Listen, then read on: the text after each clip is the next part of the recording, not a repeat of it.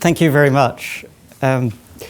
It's a great honour to be given the opportunity to present this inaugural lecture at Heriot-Watt University. The lecture provides the opportunity to present some of my research to a wider audience than normally would be the case, including colleagues from other subject areas within this university and friends from the community in which I live, who may have occasionally have wondered what I get up to in order to earn my living. The lecture has also allowed me to reflect on my career as an academic, what led me to have an interest in housing policy, and in particular what gave me an interest in housing in the European former socialist countries. I was a child of the Cold War. I was born in 1963, 1 week after Kennedy's assassination and a year after the Cuban Missile Crisis. At the point that I became a young adult, the Cold War warmed up with the last phase of the nuclear arms race, and this, of course, left a deep impression on me. I was intrigued by the propaganda broadcasts on Radio Moscow, commiserating with redundant steelworkers in concert, whilst assuring them that, of course, there is no unemployment in the Soviet Union. As a young adult, my idea of a good evening out was to go to hear political speakers in Leeds Town Hall. I was privileged to hear Tony Benn in his bid to capture the deputy leadership of the Labour Party, Shirley Williams launching the Social Democratic Party in Yorkshire, the historian E.P. Thompson promoting nuclear disarmament, the American environmentalist Ralph Nader, and the indomitable Dora Russell, by then in her late 80s, who bemoaned the sensitivity of modern politicians to barracking from crowds and their cowardice when faced with the occasional well-aimed missile.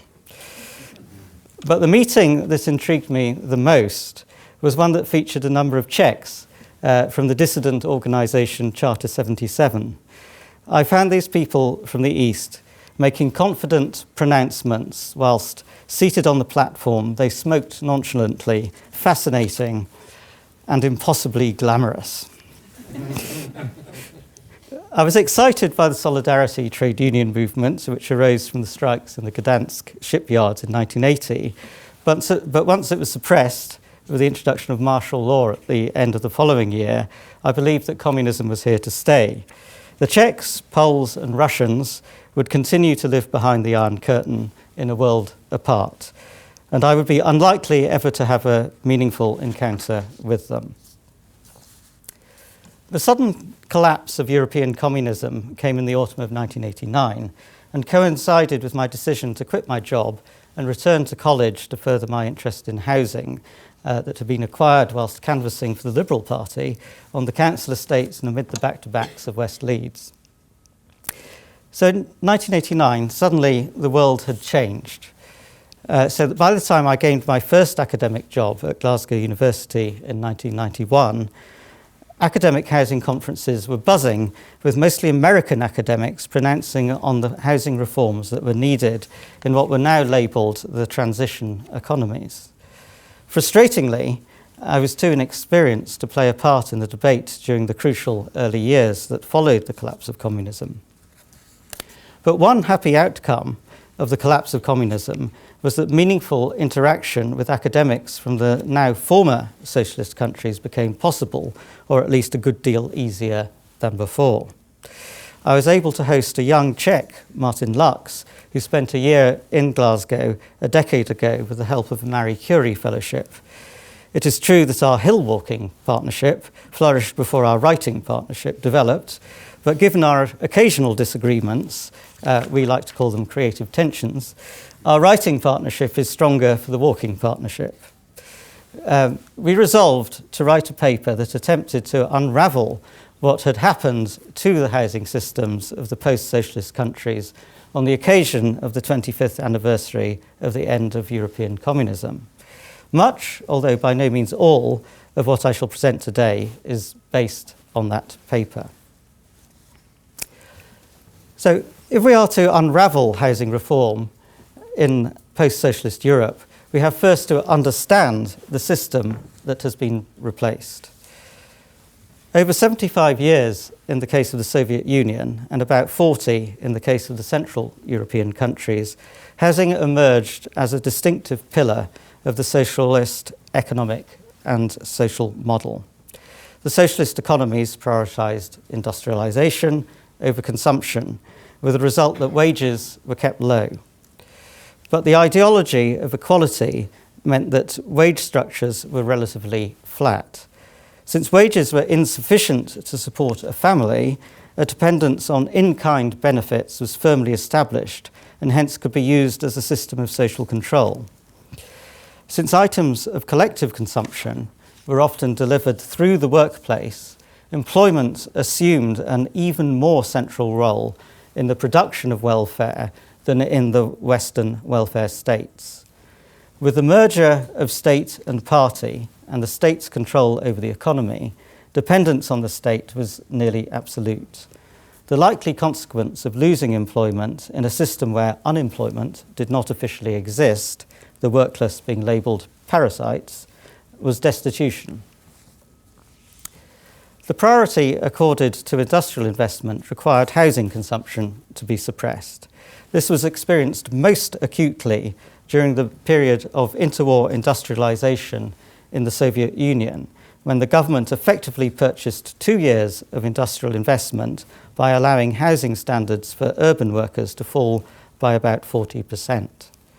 Housing shortages remained endemic, and these promoted the emergence of primitive markets, such as illegal sublets and self-built housing. Thus, markets and households remained sources of welfare in a system that was dominated by the state. And this helps to explain why, from the 1930s, the radical rejection of the family by some early revolutionaries was reversed, and the notion of a personal life, that is, a family realm remaining open to public scrutiny, was accepted, even if a fully private life was not. Deep subsidies were required for the state apartments, as the individual wage system demanded that housing became, in David Donison's evocative phrase, a ration provided with wages. Rents were kept at exceptionally low levels, restricted to only 2 or 3% of incomes, so fell far short of the levels required to meet management and maintenance costs. Although some commentators stress the exceptionally equal housing outcomes compared to Western experiences, housing was used systematically to compensate for wage equality. A rare survey undertaken by Ivan Zelenyi in Hungary in 1968 showed that high-level bureaucrats and salaried intellectuals were far more likely to be housed in state apartments and cooperatives, whilst unskilled workers were much more likely to be owner-occupiers. That is worth repeating. Professionals were most likely to live in public housing, and unskilled workers were most likely to be owner-occupiers. Moreover, the study showed that high-level bureaucrats and intellectuals paid less for their housing, and that while housing standards rose across the board, housing inequalities widened because standards for higher status groups improved more quickly than those of unskilled workers. That, in marked contrast to the Western welfare states, housing policy was intended to exacerbate inequality was no mistake. It was fundamental to the operation of the wider social and economic system. As Zelenyi commented, if income inequalities have been set at a social minimum, it is not rational or remotely practicable to reduce these by distributing housing benefits inversely with income. If there is no market and all housing is social, it is practically unavoidable that housing must become a positive part of the rewards system. These findings have been confirmed by studies in some other socialist countries. Nonetheless, Jane Zawiska's recent analysis suggests that in the final years of the Soviet Union, demographic factors such as having children were then key to explaining the odds of a household living in a separate state apartment, in much the same way as they would have explained access to council housing in 1960s Scotland. The difference with Hungary and other countries might be explained by the relative lack of owner occupation in urban Russia, particularly by the end of the Soviet period. This brings us to a key point.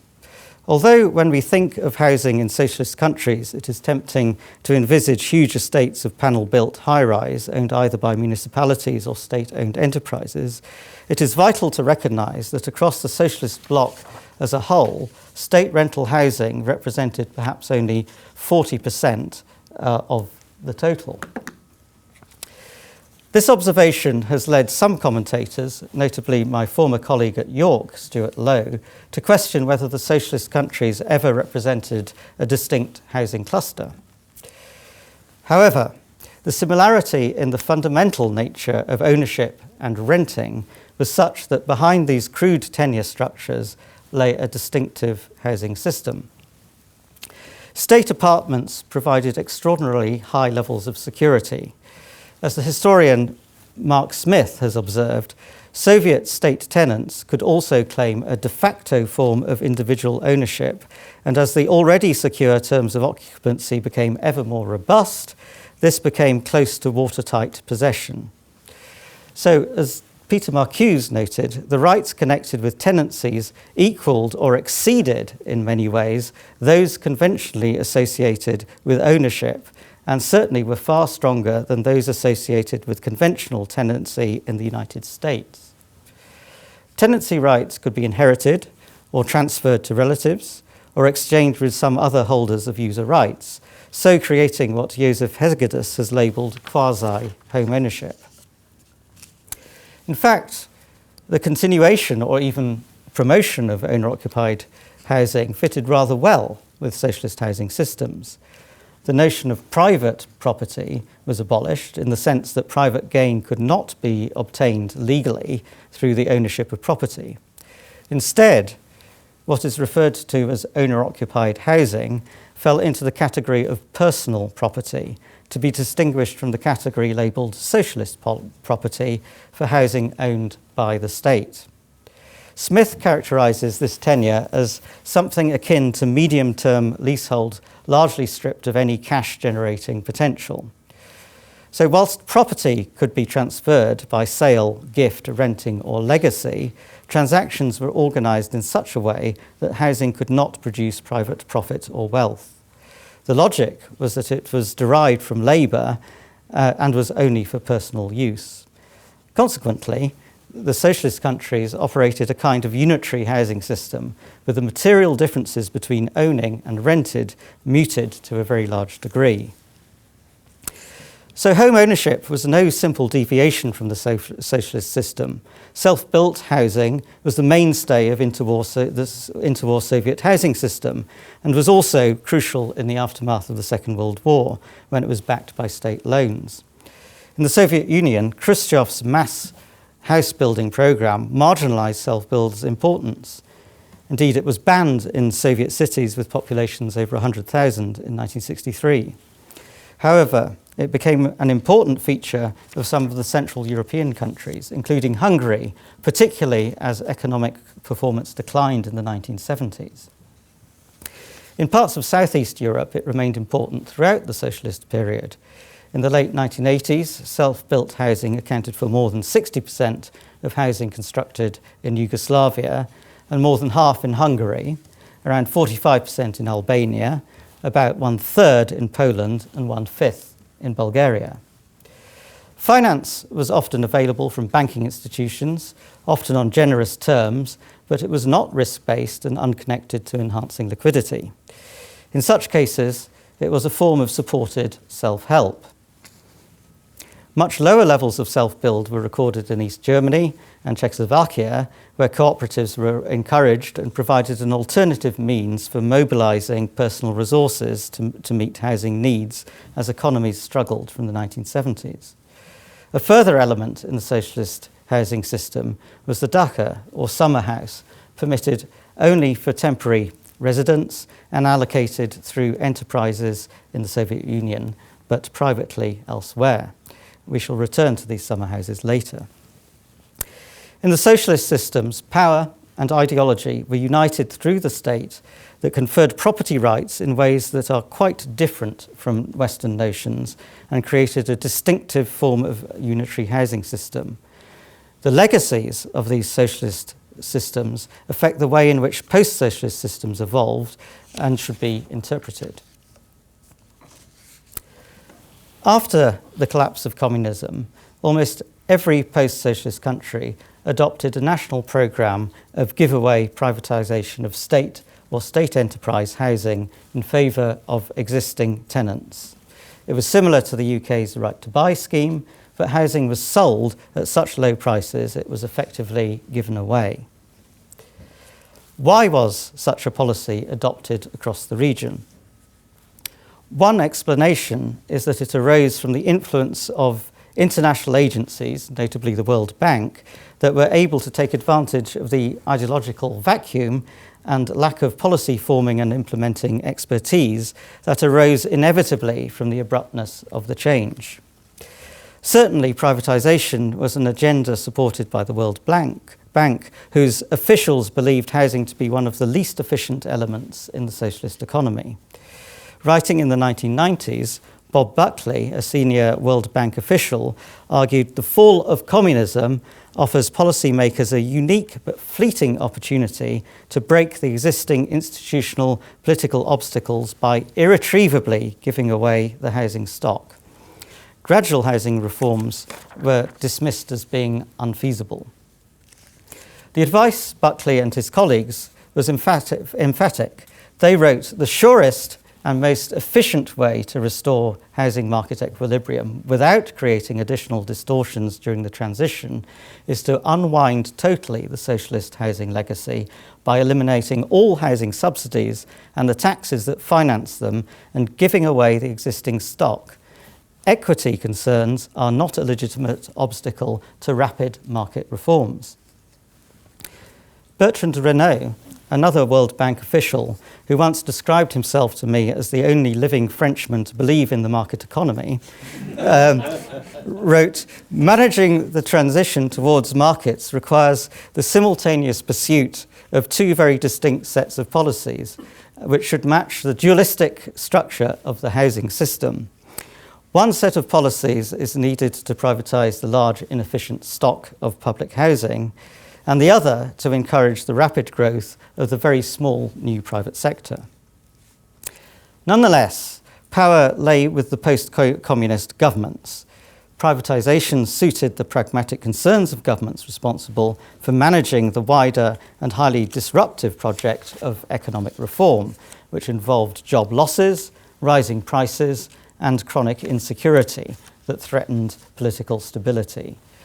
Rising energy prices, leading to big increases in heating bills, provided a further justification for holding down other housing-related costs.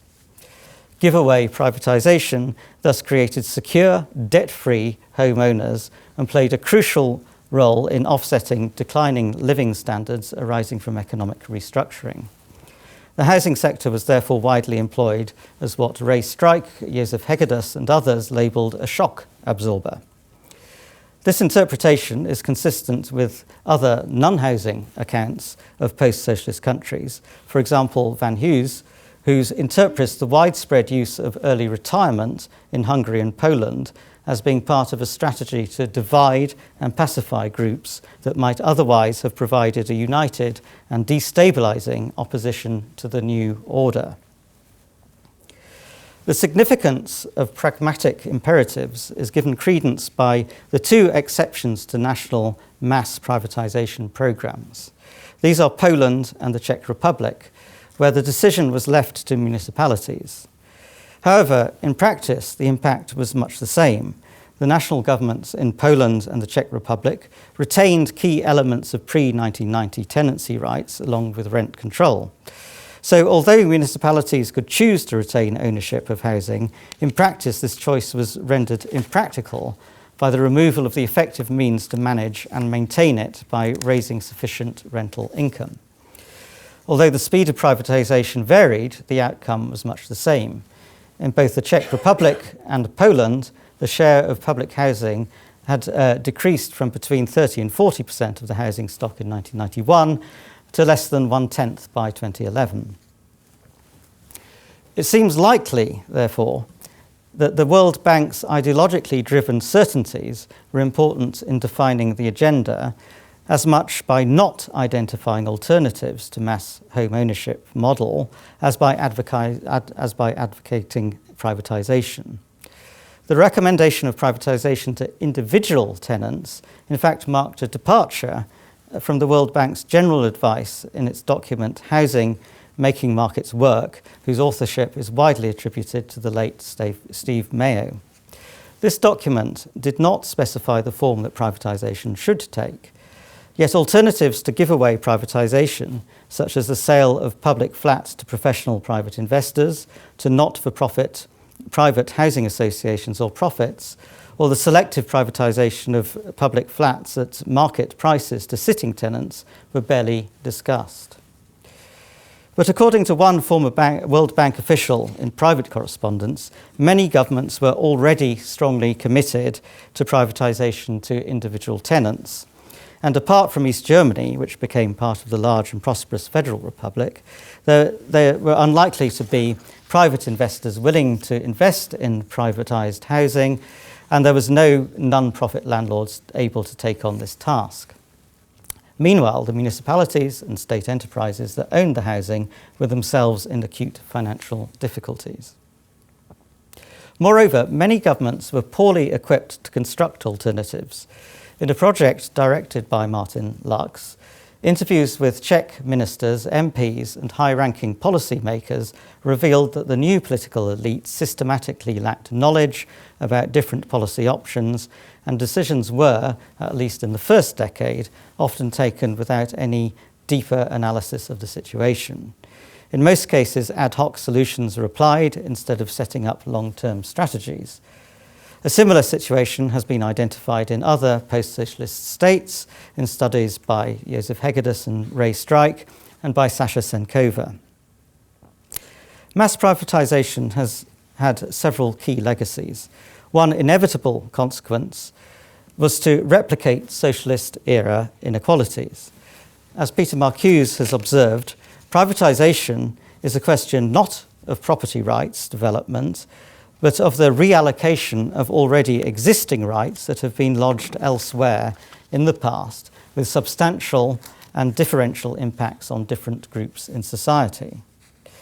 It has also led to huge problems in the management and maintenance of properties, prompting the European Union to abandon its ban on government spending structural funds on housing in order to facilitate the rehabilitation and improvements to the energy efficiency of panel-built housing.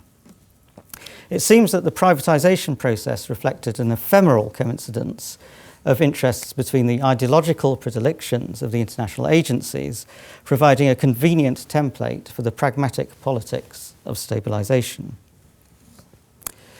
Whilst privatisation in the post-socialist countries was pretty much taken as a given, throughout the 1990s there were extensive debates about what kind of mortgage system should be developed.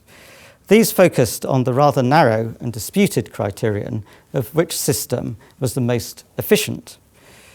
However, in contrast to privatisation, the establishment of housing finance systems was not supported by a simple coincidence of the ideology of international agencies and the demands of pragmatic politics. Instead, there was competition between proponents of different housing finance models. External advisors were present, but so too were business interests, notably the German and Austrian banks. These interests, according to Ray Strike, who headed the United States AID operation in the former Soviet Union, had a fundamental impact on the new housing finance systems. Some advice conceived the future in terms of a United States-style finance system. In other words, to establish a system based on secondary mortgage market institutions that would facilitate the securitization of mortgages.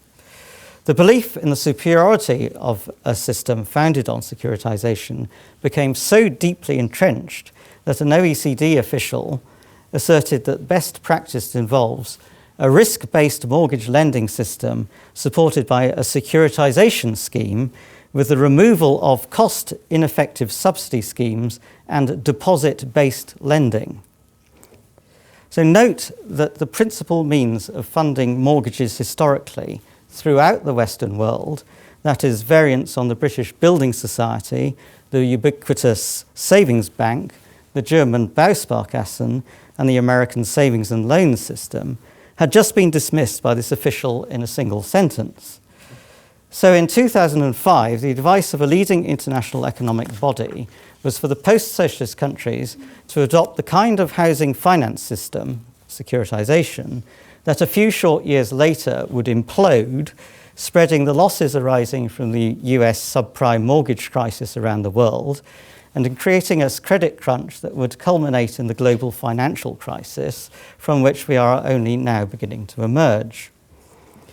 Depressingly, even after the effects of the credit crunch were clear, I heard the same confident pronouncements about the merits of securitization being discussed at conferences in China. It was as if no country could claim to be fully developed until its financial system had imploded and misery inflicted on its citizens. Fortuitously, there was little overlap between the ideology of the international agencies, banking interests, and governments. Securitization was pursued seriously only in Russia, and this has been subject of a compelling account by Victor Mintz.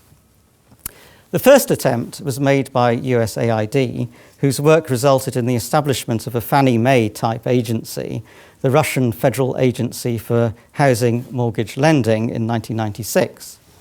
But Fannie's Russian cousin, nicknamed Natasha May, did not purchase any loans until 1999, when it purchased 5, valued at $80,180. The following year, a group of consultants from Harvard University were hired by the mayor of Moscow's office, and they too predictably recommended another secondary market vehicle, the Moscow Mortgage Agency. Having purchased 17 mortgages, it ran out of funds and ceased operating. A third program, called Your Family's House, was sponsored jointly by the US Congress and Russian Duma, which spawned yet another secondary mortgage market vehicle. And so the Russian Mortgage Association came into being. This agency appears not to have purchased a single mortgage. Ironically, although it pursued the most sophisticated mortgage strategy of any of the post-socialist countries, Russia emerged as having one of the least developed housing finance systems. By 2010, its mortgage debt stood at less than 3% of national income, which two optimistic commentators noted was 28 times more than in 2004. Nonetheless, this represented the smallest mortgage sector of any of the post-socialist countries. Indeed, when I spoke at the All-Russian Housing Finance Conference in Moscow in 2012, the mortgage secured on a gated community was presented as a development worthy of showcasing. Jane Zawiska attributes the phenomenon of property without markets in part to cultural hostility towards debt, which means that to live in a house that is mortgaged is not to own it at all, but to live under a kind of debt servitude. A more complex picture emerged in the Central and Southeast European countries, where German and Austrian banking interests were active, and a range of finance arrangements emerged. These included a mix of publicly and privately owned, specialist and non-specialist institutions, operating alongside a variety of subsidy systems, including grants, interest subsidies, and guarantees. Nonetheless, regardless of the institutional structures adopted, a key factor in limiting the demand for mortgage finance across the region was low incomes. This point was vividly illustrated when I took part in a mission to Armenia for the United Nations Economic Commission for Europe in 2003. Armenia, a small former Soviet republic, is sandwiched between Turkey, Iran, Georgia and Azerbaijan, against which it fought a short war over the disputed Nagorno-Karabakh territory. Its economy suffered greatly from the breakup of the Soviet Union, especially given its remoteness, hostility of neighbours, dependence on Russian gas, and the aftermath of the Spitak earthquake that struck in December 1988, leaving 25,000 people dead and 500,000 people homeless. The pledge by Soviet President Mikhail Gorbachev to rehouse those made homeless was abandoned with the breakup of the Soviet Union, leaving the sombre spectacle of skeletal structures of unfinished housing littered across the bleak landscape. By the time I visited Armenia, including Gyumri, the city worst affected by the earthquake, much had been done to rehouse the people made homeless by it. USAID was active in the country with a genuinely admirable commitment from staff drawn from Armenia's American diaspora. Their commitment contrasted with the rather haughty attitude of the United Nations Development Programme, whose staff appeared to be marking time until their next posting took them out of this terrible place. USAID's solutions were characteristically American: house purchase certificates for earthquake victims, so that the allocation of essentially gifted housing contained an element of market choice. But this was hardly a system-building initiative. So here I was in a country where some people were still living in shipping containers or other makeshift shelter, with incomes more akin to those of a developing country than a West European one, a country where a typical fuel for heating, if in February the apartment was heated at all, was shredded tyres. No government offices that we visited were heated, other than those of the Finance Ministry. Many windows in the Housing Ministry were missing, with makeshift plastic sheets in their place. We held our discussions wearing our overcoats and hats, sipping tea around a small kerosene stove. And I was being asked to make recommendations about whether German-style mortgage bonds or US-style securitization was the best way forward. I dutifully wrote up my recommendations within the framework that was required. But on my return to Scotland, I rethought what housing reform should be in countries like Armenia and wrote an article suggesting that some of the solutions employed in developing countries might be more appropriate. I argued the housing, economic and political context suggests that even if an efficient mortgage finance system were to be established, the housing needs of large sections of the population would remain unmet. This is because they would still be unable to afford to access finance or because of the nature of their housing need. Such is the prevalence of housing need and poverty that conventional subsidy programs, no matter how well designed, are unlikely to fill the gap. Instead, there is a need to draw on examples from development literature, such as microfinance, whereby relatively small loans aimed at improving the quality of often self-built housing without full legal title are made available. In 2013, a decade after my experience in Armenia, I was appointed to draft the Council of Europe Development Bank evaluation report of its social housing loan programme, which a programme that dates back to efforts to rehouse displaced populations in the 1950s. Within the bank, its own country-level evaluation reports time and again showed a clear contradiction between its objective of targeting its programmes on the poorest half of national populations, whilst demanding that programmes be sustainable, that is, viable without subsidy. This is simply impossible in a wide range of post-socialist countries. Armenia may have been an extreme case, but it is illustrative of this truth. This is not to say that mortgage systems should not be developed, merely that they cannot yet be a central source of housing welfare in the poorer post-socialist countries. For what has been created is a region of super home ownership states. Among these 11 post-socialist countries, on average 6% of people live in owner-occupied housing. This average is even higher than in Spain, which has the highest owner-occupation rate of the never-socialist EU member states. It contrasts with about 2/3 in the UK, a little lower than 2/3 in France, and around half in Germany. What is even more striking is that on average 3/4 of households in these post-socialist countries are not only homeowners, but own their properties outright. They have no mortgage. At one extreme, we have Romania, where 96% of the population live in owner-occupied housing with no mortgage, and just 0.3% live in housing with a mortgage. The Hungarians are the most highly mortgaged of these populations, at around 1/4, but those who have a mortgage are outnumbered 3 to 1 by those homeowners who remain unencumbered by mortgage debt. It would be wrong to suggest that there exists throughout the entire region property without markets, as Zawiska found in Russia. Housing transactions appear not to be systematically lower than in the never-socialist countries, but the nature of home ownership is clearly very different from the Anglo-American experience.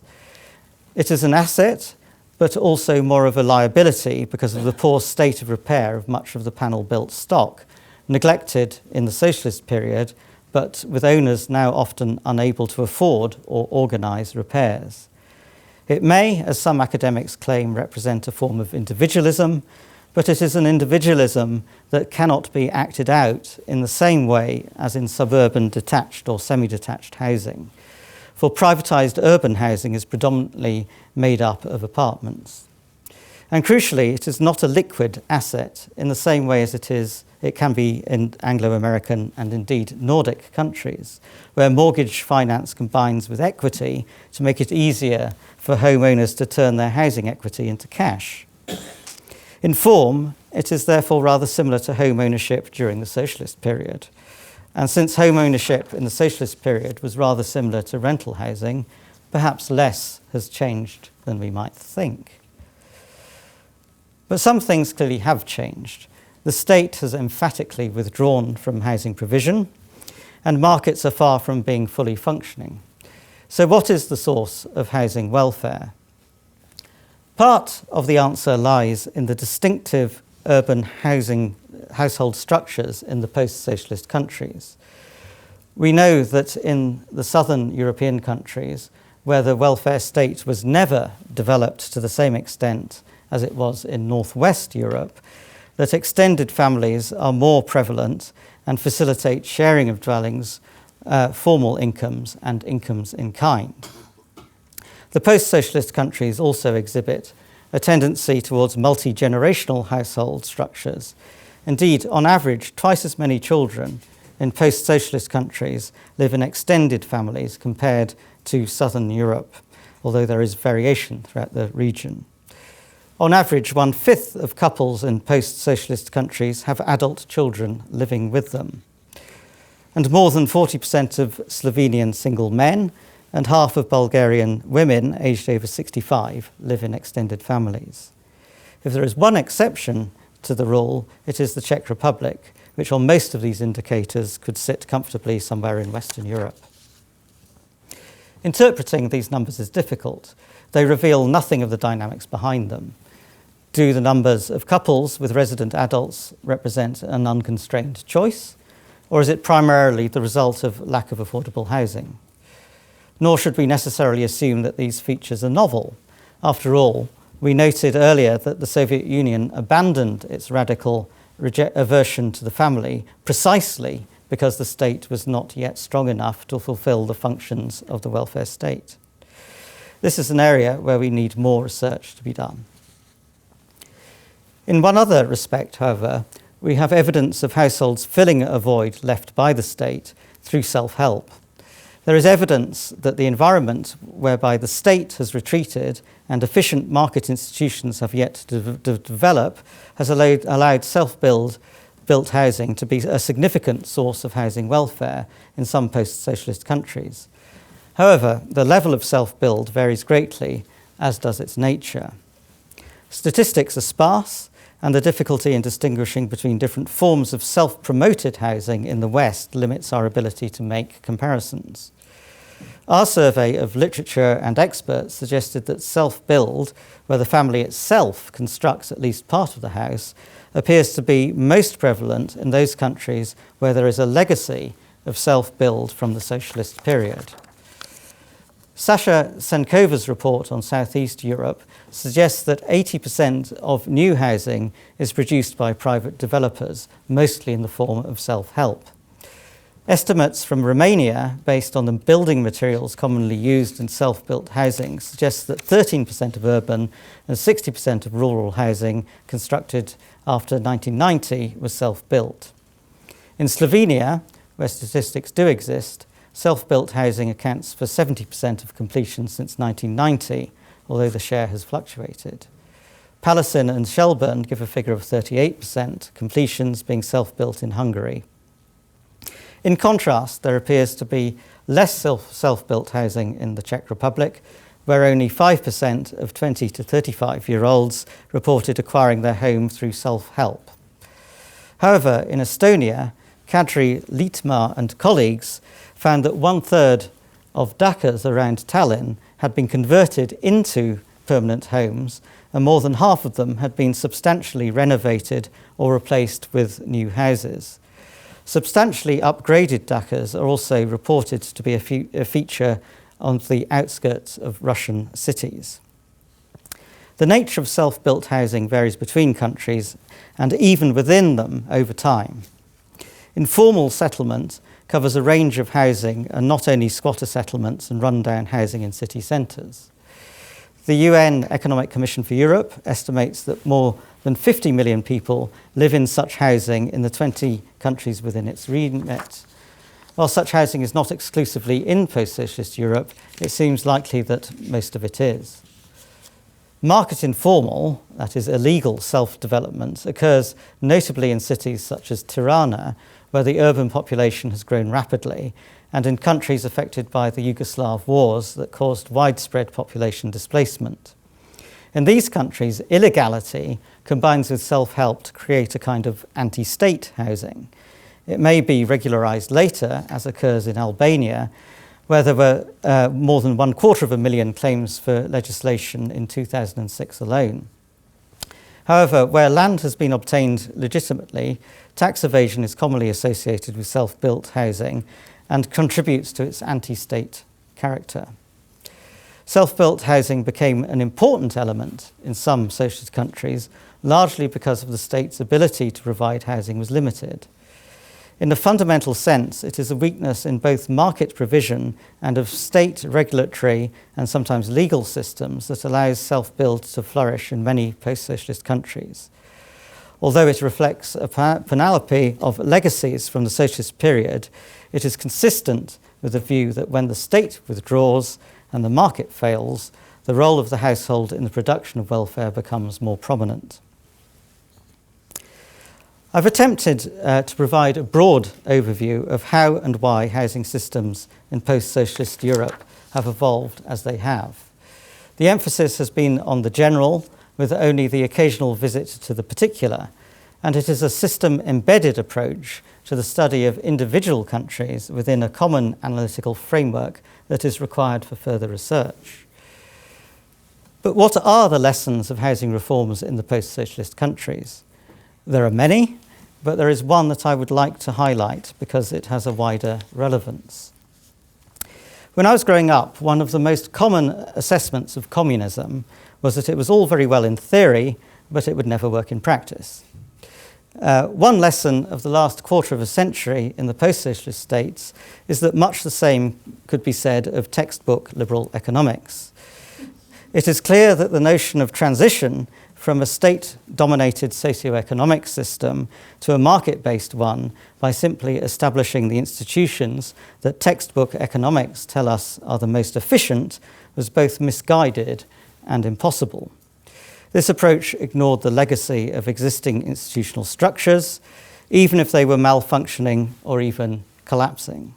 It ignored cultures which shaped how institutions operate and how they are understood. The attempt to superimpose the institutions of liberal economics has been characterized rather cruelly as a children's crusade. In place of transition, we need to think in terms of transformation, recognizing that even radical change, especially if it is to be enduring, is likely to be evolutionary in nature because we are never presented with a blank canvas on which to paint an ideal society. And in future, we might pause to ask, whose ideal of society is it?